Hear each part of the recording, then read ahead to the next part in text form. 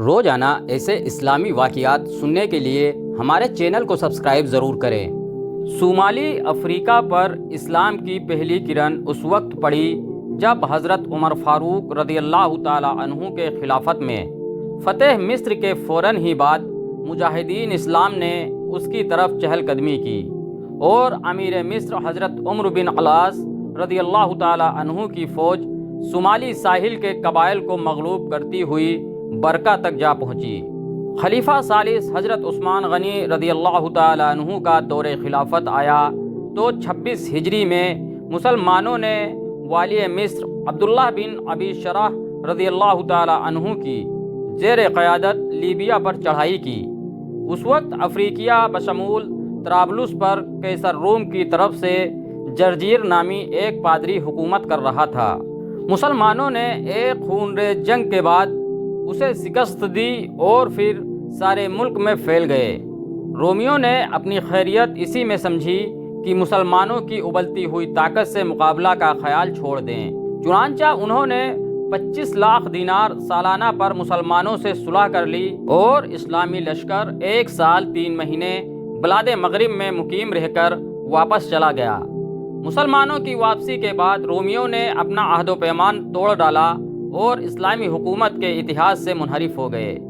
لیکن کچھ ایسے موقع پیش آئے کہ مسلمان عرصہ تک اس طرف توجہ نہ کر سکے، یہاں تک کہ 41 ہجری میں امیر معاویہ رضی اللہ تعالی عنہ کا دور حکومت شروع ہو گیا۔ انہوں نے 45 ہجری میں معاویہ بن خدیج رضی اللہ تعالی عنہ کو ایک زبردست فوج دے کر شمالی افریقہ کی تشخیر کے لیے روانہ کیا۔ انہوں نے رومیوں کو شکستوں پر شکستیں دے کر شمالی افریقہ کے کئی وسیع علاقے اور ساحلی مقامات فتح کر لیے، لیکن وہ رومیوں اور سرکس بربریوں کی متحدہ قوت کا پوری طرح استحصال نہ کر سکے۔ فی الحقیقت ان کی جبلت ہی ایسی تھی کہ جب تک ان کے سر پر فوجی قوت مسلط رہتی وہ مطیع رہتے، ذرا سی ڈھیل بھی ملتی تو فوراً باغی ہو جاتے۔ ان کی سرکوبی کے لیے اب امیر معاویہ کی نظر انتخاب ایک ایسے مرد مجاہد پر پڑی جس کی شجاعت و شہامت اور شوق جہاد کی شہرت مصر سے نکل کر مرکز حکومت دمشق تک آ پہنچی تھی۔ یہ مرد مجاہد حضرت عقبہ بن نافع فہری رضی اللہ عنہ تھے۔ حضرت عقبہ بن نافع رضی اللہ عنہ کا شمار پہلی صدی کے نامور سپہ سالاروں میں ہوتا ہے۔ وہ مشہور صحابی حضرت عمر بن العاص رضی اللہ عنہ فاتح مصر کے بھانجے تھے۔ ان کی ولادت عہد رسالت کے آخری سالوں میں ہوئی۔ انہیں کمسنی میں صرف صحابیت حاصل ہوا یا نہیں، اس کے بارے میں وثوق سے کچھ نہیں کہا جا سکتا۔ عام طور پر انہیں تابعین میں شمار کیا جاتا ہے۔ حضرت عقبہ رحمۃ اللہ علیہ کی پرورش اور تعلیم اور تربیت نہایت پاکیزہ ماحول میں ہوئی۔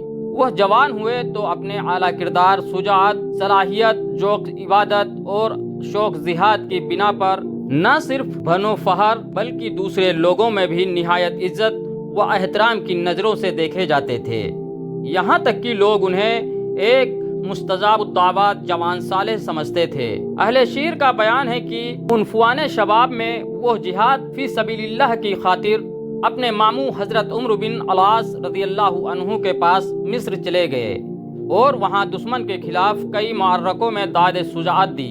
حضرت عمر بن العاص رضی اللہ عنہ نے اپنی وفات 43 ہجری سے کچھ عرصہ پہلے حضرت عقبہ رحمۃ اللہ علیہ کو عشاقر افریقیہ کا سپہ سالار مقرر کیا۔ بعض مورخین نے لکھا ہے کہ اس زمانے میں انہوں نے سوڈان پر یلغار کی اور کئی علاقوں کو فتح کرتے ہوئے گدامس تک پہنچ گئے۔ وہ پہلے مسلمان سپہ سالار ہیں جنہوں نے سوڈان پر پرچم اسلام بلند کیا۔ 50 ہجری میں امیر معاویہ رضی اللہ تعالی عنہ نے انہیں شمالی افریقہ کی مہم کا قائد مقرر کیا تو انہوں نے 10,000 سرفروشوں کے ساتھ ایسی زبردست یلغار کی کہ سارے بلاد مغرب میں زلزلہ سا آ گیا۔ مجاہدین اسلام نے تیونس تک کا علاقہ فتح کر لیا اور رومیوں اور ان کے ساتھی بربریوں کی سخت گوشمالی کی۔ بیان کیا جاتا ہے کہ اس مہم کے دوران میں ایک مرتبہ وہ اپنے لشکر کے ساتھ ایک لک و دک شہرہ سے گزر رہے تھے کہ لشکر کے پاس پانی کا ذخیرہ ختم ہو گیا۔ دور دور تک پانی یا کسی آبادی کا نام و نشان تک نہ تھا۔ لوگ پانی کی تلاش میں ادھر ادھر بہت دوڑے لیکن انہیں پانی نہ ملا۔ یہ بڑا نازک وقت تھا کیونکہ ہزاروں آدمیوں اور جانوروں کی زندگیاں خطرے میں تھیں۔ اس وقت حضرت عقبہ بن نافع رضی اللہ عنہ نے 2 رکعت نماز پڑھ کر ایک طویل دعا کی۔ اللہ کی شان کہ اسی وقت حضرت عقبہ رضی اللہ عنہ کے گھوڑے نے اپنے سم سے زمین کو کریدنا شروع کیا۔ جب تھوڑی سی ریت ہٹ گئی تو ایک بڑا پتھر دکھائی دیا۔ حضرت عقبہ رضی اللہ عنہ کے حکم سے لوگوں نے اس پتھر کو ہٹایا تو اس کے نیچے سے ٹھنڈا اور میٹھے پانی کا ایک چشمہ نکل آیا۔ حضرت عقبہ رضی اللہ عنہ نے اللہ تعالیٰ کا شکر ادا کیا اور بلند آواز سے پکارنے لگے کہ اللہ تعالیٰ نے ہمارے لیے پانی بھیج دیا۔ اہل لشکر جو پیاس سے نڈھال تھے فرت و مشرت سے بے خود ہو گئے۔ انہوں نے اس چشمے سے چھوٹی چھوٹی نالیاں مختلف سمتوں میں نکالیں، مشکوں اور برتنوں میں پانی کا ذخیرہ کر لیا۔ اس کے بعد اس واقعہ کی نسبت سے اس مقام کا نام معل فرس یعنی گھوڑے کا چشمہ مشہور ہو گیا۔ بعد مغرب کی مہم سے فارغ ہو کر حضرت عقبہ رضی اللہ عنہ نے سوچا کہ اس علاقے میں ایک ایسا شہر بسانا چاہیے جو اسلامی قوت کا مرکز ہو اور نہ صرف سرکس بربریوں کی شورشوں کی روک تھام کر سکے بلکہ رومیوں کے باہری حملوں کا مؤثر دفاع بھی کر سکے۔ چنانچہ انہوں نے صوبہ بیجاسین کے وسط میں الکیروان کے مستحکم فوجی قلعے اور شہر کی بنیاد رکھی۔ علامہ ابن اجاری المراکشی نے البیان مغرب میں لکھا ہے کہ حضرت عقبہ رضی اللہ تعالی عنہ نے جو جگہ شہر کی تعمیر کے لیے منتخب کی وہاں میلوں تک گھنا جنگل اور دلدلی علاقہ تھا جو حسرات الارض اور خونخوار درندوں کا مسکن تھا۔ جب انہوں نے ایسے خطرناک علاقے میں شہر کی تعمیر کا ارادہ ظاہر کیا تو ان کے ساتھیوں نے ان سے کہا، امیر آپ نے ایسے گھنے جنگل اور دلدلوں میں شہر تعمیر کرنے کا حکم دیا ہے جس میں کوئی انسان قیام کرنا پسند نہیں کر سکتا۔ ہمیں ڈر ہے کہ سانپ اور خونخوار درندے ہمیں نقصان پہنچائیں گے۔ حضرت عقبہ رضی اللہ عنہ کے لشکر میں 18 صحابہ اکرام اور باقی سب لوگ تابعین تھے۔ حضرت عقبہ رضی اللہ عنہ نے صحابہ اکرام کو ساتھ لے کر بارگاہ رب العزت میں بآواز بلند دعا کی، الہی تو ہمیں اپنے فضل و کرم سے نواز اور ہمیں یہ شہر آباد کرنے کی توفیق عطا فرما۔ دوسرے لشکر نے بھی اس دعا میں نہایت خشوع و خضوع سے ان کا ساتھ دیا۔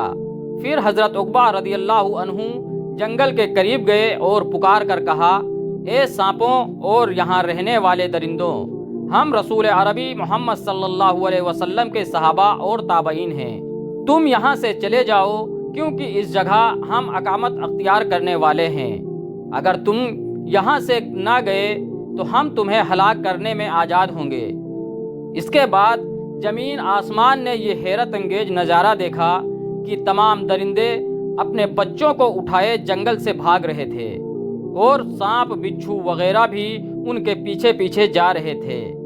اس طرح دیکھتے دیکھتے یہ پورا علاقہ تمام حسرات الارض سے خالی ہو گیا۔ اس کے بعد درخت کاٹ کر شہر کی تعمیر کا آغاز کر دیا گیا۔ کہا جاتا ہے کہ اس واقعہ کے بعد 40 سال تک اہل افریقیہ نے اس علاقے میں کسی بچھو، سانپ یا درندے کا نام نشان تک نہ پایا۔ حضرت عقبہ رضی اللہ تعالیٰ عنہ نے سب سے پہلے دارالعمارہ اور جامع مسجد کے لیے 4 دیواری بنوائی۔ ابن الاجاری رحمۃ اللہ علیہ کہتے ہیں کہ اس موقع پر قبلہ کی سمت کے بارے میں لوگوں میں اختلاف پیدا ہو گیا جسے آہستہ آہستہ صحیح صورت اختیار کر لی۔ حضرت عقبہ رضی اللہ تعالیٰ عنہ کو اس سے بہت تشویش ہوئی اور انہوں نے اللہ تعالیٰ سے اس مشکل کے حل کی دعا مانگی۔ ایک دن اسی فکر میں سو گئے، خواب میں دیکھا کہ ایک نورانی صورت کے بزرگ آئے ہیں اور ان سے کہہ رہے ہیں، صبح جب تم اٹھو تو جھنڈا ہاتھ میں لے کر اس کو اپنی گردن پر رکھ لو، تم اپنے آگے تکبیر کی آواز سنو گے، دوسرا کوئی شخص اس آواز کو نہ سن سکے گا۔ اس جگہ کا خیال رکھو جہاں یہ تکبیر تم کو سنائی نہ دے، بس وہی مقام تمہارا قبلہ اور محراب ہے۔ اس کے بعد ان کی آنکھ کھل گئی، اسی وقت اٹھ کر وضو کیا اور نماز پڑھی، پھر صبح کے انتظار میں بیٹھ گئے۔ جب صبح ہوئی تو پھر 2 رکعت نماز پڑھی۔ اس وقت انہوں نے اپنے سامنے تکبیر کی آواز سنی، لوگوں سے پوچھا کہ جو کچھ میں سن رہا ہوں کیا تمہیں بھی سنائی دے رہا ہے؟ تو ان لوگوں نے کہا نہیں۔ اب انہیں یقین ہو گیا کہ قبلہ کی سمت متعین کرنے میں ان کی رہنمائی اللہ تعالیٰ کی طرف سے ہو رہی ہے۔ چنانچہ انہوں نے جھنڈا اٹھایا اور اس کو گردن پر رکھ کر تکبیر کی آواز کے پیچھے پیچھے چلے۔ لوگوں کا ایک جم غفیر بھی ان کے ساتھ تھا۔ آخر اس محراب تک پہنچے جو جامع مسجد کی چار دیواری میں پہلے ہی موجود تھی۔ یہاں تکبیر کی آواز بند ہو گئی۔ اس پر انہوں نے اس مقام پر جھنڈا گاڑ دیا اور لوگوں سے کہا کہ یہ تمہاری محراب اور سمت قبلہ ہے۔ چنانچہ جامع مسجد اور شہر کی دوسری مسجدوں میں بھی قبلہ کا رخ اسی کے مطابق رکھا گیا۔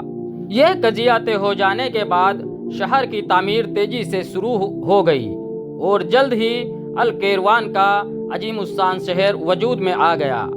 واللہ عالم، جزاکم اللہ خیرا۔